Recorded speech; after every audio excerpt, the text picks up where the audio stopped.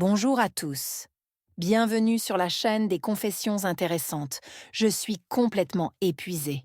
Les 2 longues semaines sur la route liées à l'ouverture d'un nouveau bureau international à Londres, combinées à l'excès de voyage, m'ont épuisée. Mais le pire, c'est d'être loin de mes filles.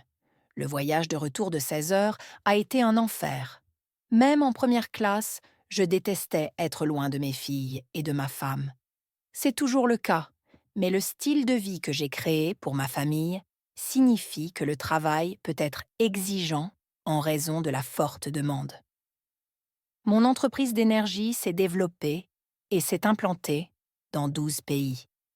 Il y a 5 ans, j'ai racheté les parts de Roger, mon partenaire. Ces 5 années ont été difficiles, mais elles en valaient la peine.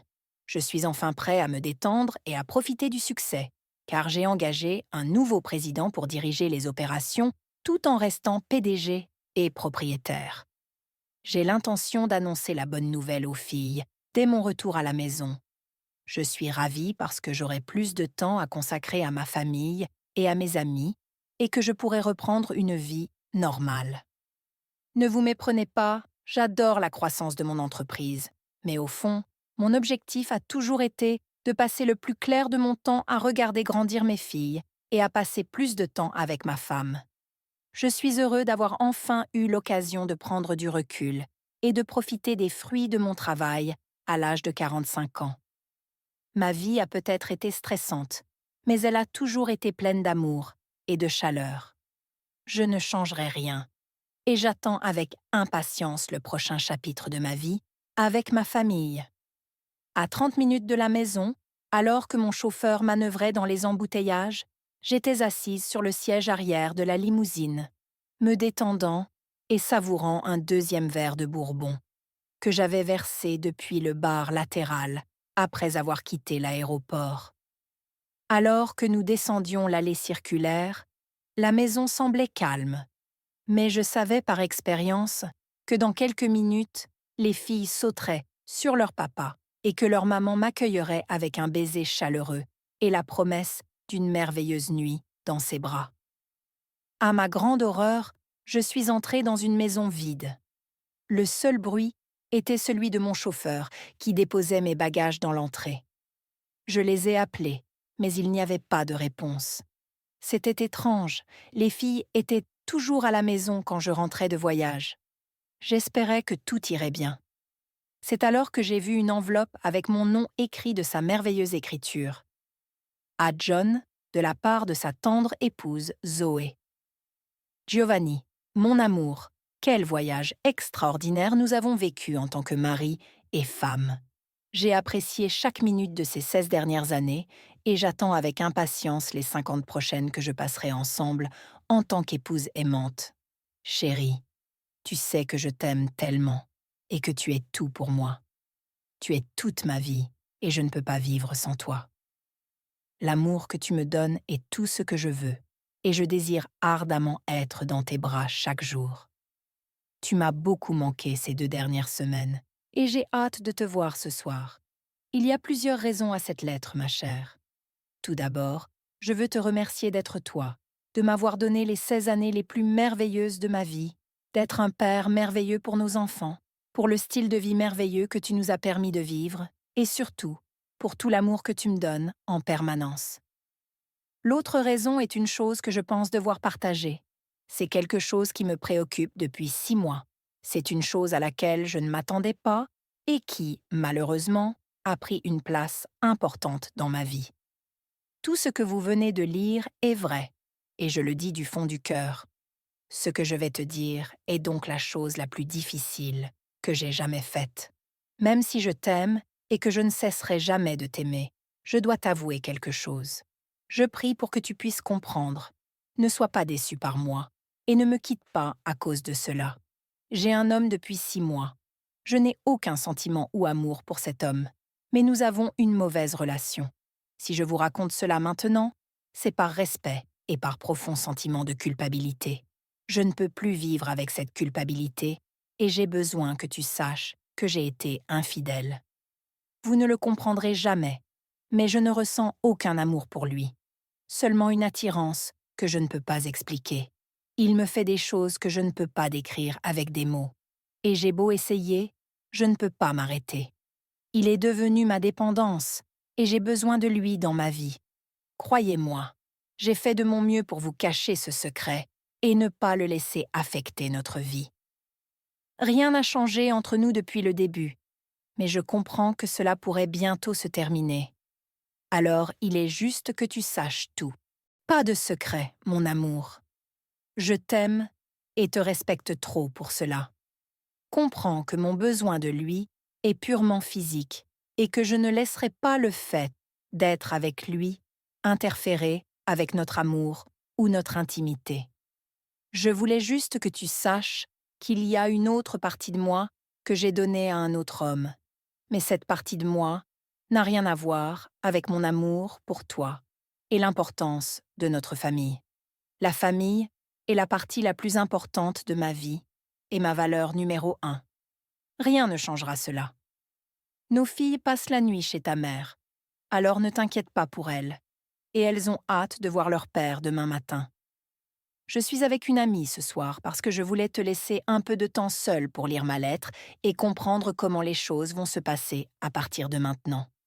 Je rentrerai vers 22 heures et nous pourrons reprendre là où nous nous sommes arrêtés, comme si rien n'avait changé, car rien n'a changé, ma chérie. N'oublie pas en lisant cela que tu es l'amour de ma vie et que je suis à toi jusqu'à ce que la mort nous sépare. Je suis à toi, mon amour, et je te donnerai tout ce que tu veux ou ce dont tu as besoin. Merci d'être toi-même et le meilleur mari dont une fille puisse rêver.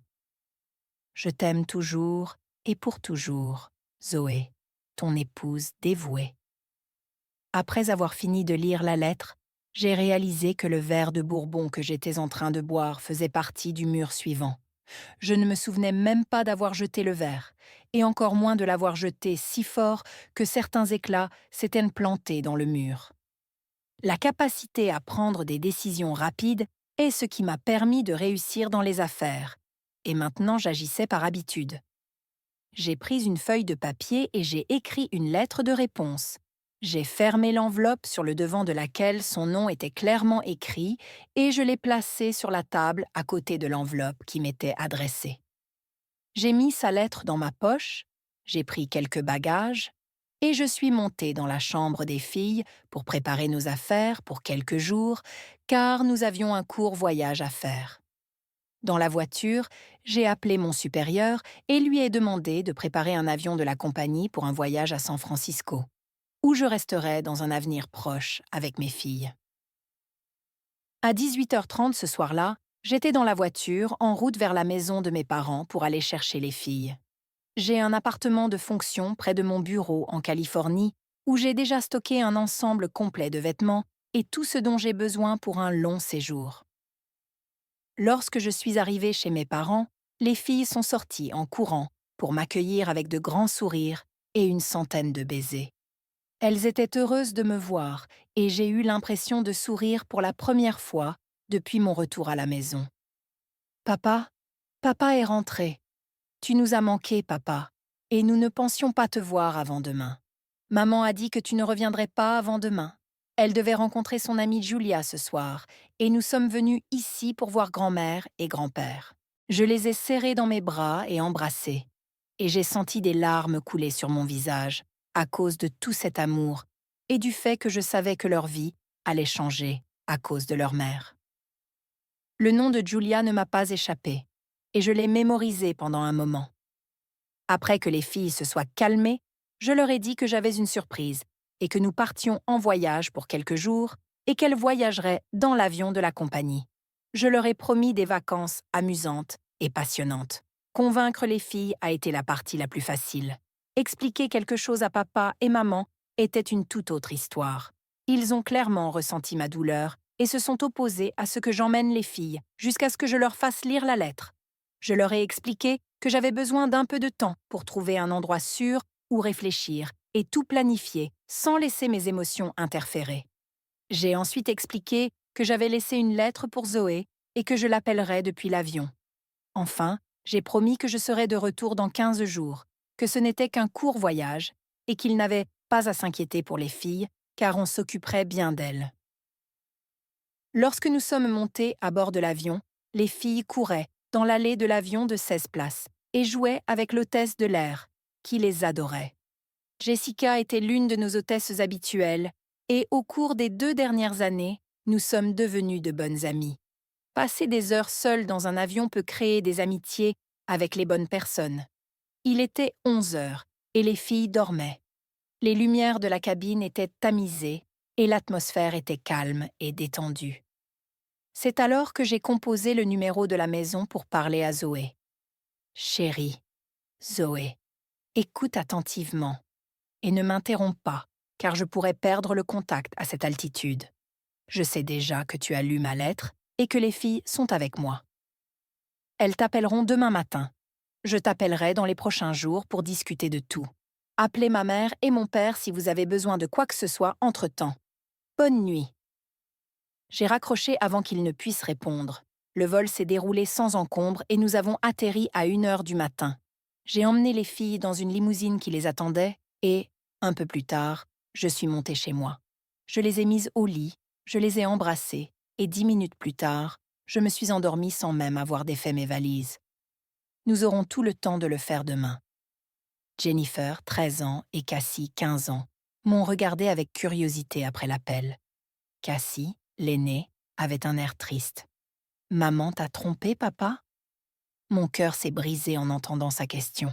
Retenant mes larmes, j'ai simplement secoué la tête et leur ai dit de s'habiller pour le dîner. C'était la chose la plus difficile que j'ai jamais eu à faire. Mais je savais qu'avec de l'amour et du soutien, elles feraient en face aux difficultés à venir. Tôt ce matin-là, avant que les filles ne se lèvent, j'ai appelé l'avocat de ma famille, qui se trouvait sur la côte Est et était déjà assis à son bureau. Je connais Giorgio depuis 20 ans, et nous avons vécu beaucoup de choses ensemble. Je lui ai donc raconté l'histoire et ce que je voulais qu'il se passe sans préambule. « Giorgio, j'ai besoin de savoir à quoi ressemblera un divorce et quelle en sera la gravité. Je veux obtenir la garde des enfants quoi qu'il arrive. Il n'y a pas de réconciliation, de conseil ou de pardon. Je veux que tout soit terminé le plus tôt possible. » Il y a eu un long moment de silence de l'autre côté de la ligne. J'ai compris et je lui ai donné l'occasion de digérer la nouvelle. Il était probablement aussi surpris par mes paroles que je l'avais été en lisant la lettre de Zoé. « John, je suis vraiment désolée de ce qui s'est passé. Kate et moi avons toujours pensé que vous formiez un couple parfait, et je ne comprends pas comment elle a pu faire ça. Mais je comprends ce que tu demandes. Tu te souviens quand Roger et toi avez démarré l'entreprise et qu'il a exigé qu'un contrat de mariage soit signé avant d'accepter de démarrer une entreprise avec toi? Vous souvenez-vous de la fermeté dont il faisait preuve à propos de ce qui était arrivé à sa dernière entreprise et du fait que sa femme l'avait trompé? Eh bien, votre contrat de mariage a été rédigé et mis à jour, et si elle a effectivement une liaison, elle renonce à ses droits sur les enfants et à tout avantage financier découlant du mariage. Pendant de nombreuses années, alors que votre entreprise se développait, j'ai entretenu une relation prénuptiale, travaillé avec les avocats de votre entreprise et transféré la plupart de vos biens dans un trust dont vous étiez le bénéficiaire. Votre maison, vos voitures, vos comptes bancaires et vos investissements relevaient tous de ce trust, auquel vous ne pouviez pas toucher.